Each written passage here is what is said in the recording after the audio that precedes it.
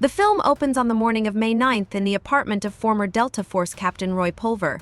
He wakes up in bed next to a woman named Alice, who screams and flees as a man with a machete enters and swings at Roy's head.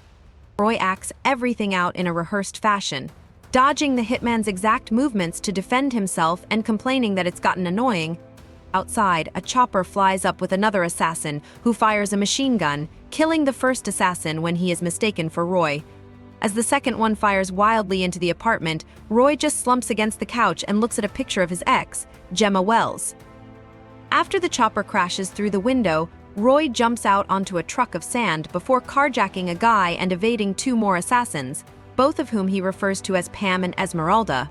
Roy drives recklessly and realizes he forgot about an oncoming truck, which he crashes into and then dies after flying through the window. Roy then explains through narration that he has died 140 times thus far, as he must relive the exact same day over and over. The problem is, no matter how many assassins he evades, more keep showing up. In addition to the first four, there is a swordswoman named Guan Yin, who always declares her name and admission after she beheads Roy. There is a dwarf nicknamed Kaboom due to his use of explosives when going after Roy. There is even a man he refers to as Roy 2, as well as a guy named Smiley who impales him with a harpoon and drags him through the streets with his truck. During attempt 48, Roy had attempted to contact Gemma at her company, but the phone is answered by her boss, Colonel Clive Venter. He tells Roy that Gemma died in an accident, but Roy knows she was killed. He is then shot at and blown up by two men he calls the German twins. After one attempt where he kills Pam and Esmeralda in a warehouse by blowing them up, he goes to a diner where he orders 2 large bottles of baijiu from his bartender friend Jake.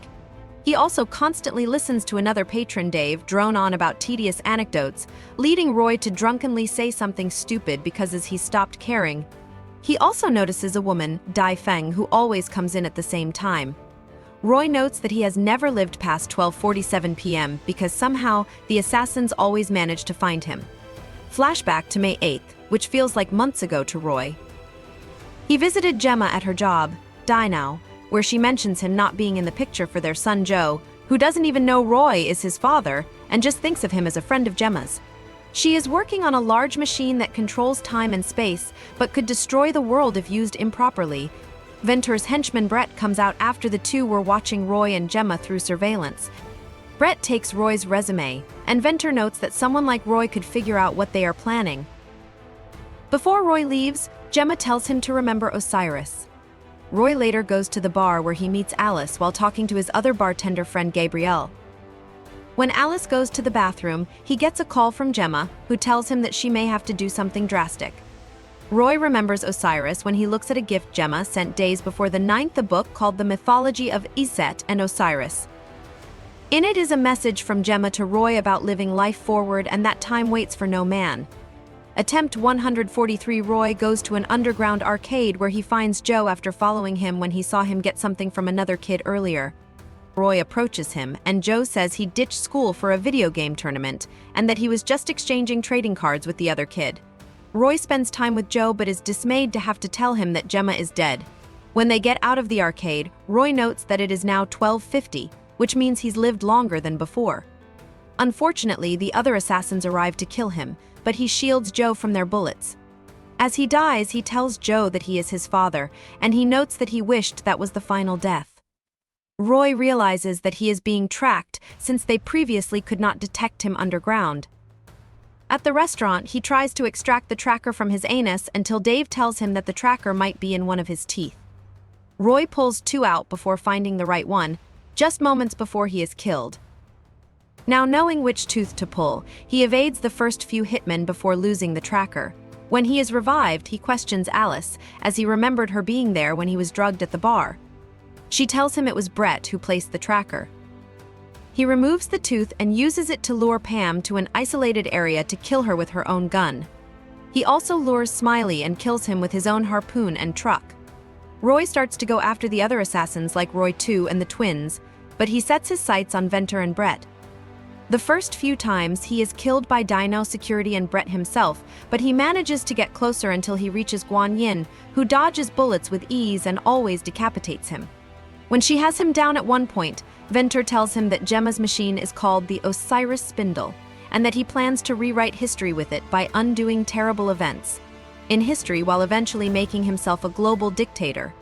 After Roy resets, seeks help from Dai Feng, who teaches him swordplay. It helps him improve, and he manages to kill Guan Yin during a duel. He kills Brett and then goes after Venter, but Venter asks him who is there to protect Joe. Roy rushes to the arcade, only to find that Joe has already been killed. Roy tries to rush to the scene, only for the Osiris Spindle to go off and destroy the world.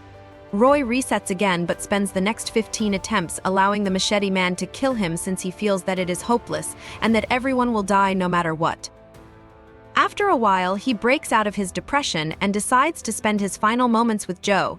He goes to the arcade and bonds with him over many subjects and activities, getting to spend time as father and son like they never did. Joe always falls asleep just before the world ends. Attempt 249. Roy and Joe are talking, and Joe mentions getting a voicemail from his mom earlier that day. This means that Gemma is alive when Roy wakes up. He gets to die now and sees that he has at least 14 minutes from when he wakes up to when Gemma is killed. He now knows what to do.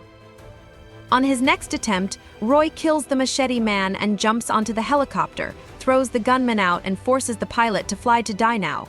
He eliminates security, and when he knows that the whole band of assassins will be at the door, he gets a machine gun and mows them down all at once.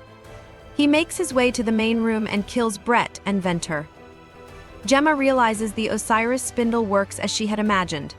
Roy tells her about all the times he has died and been using his days to spend time with Joe. He is ready to step through the machine, even though Gemma doesn't know what will happen. He looks at her reassuringly one more time before setting foot in there. Roy wakes up again on May 9th, now having the time loop broken. The movie ends here. Thanks for watching.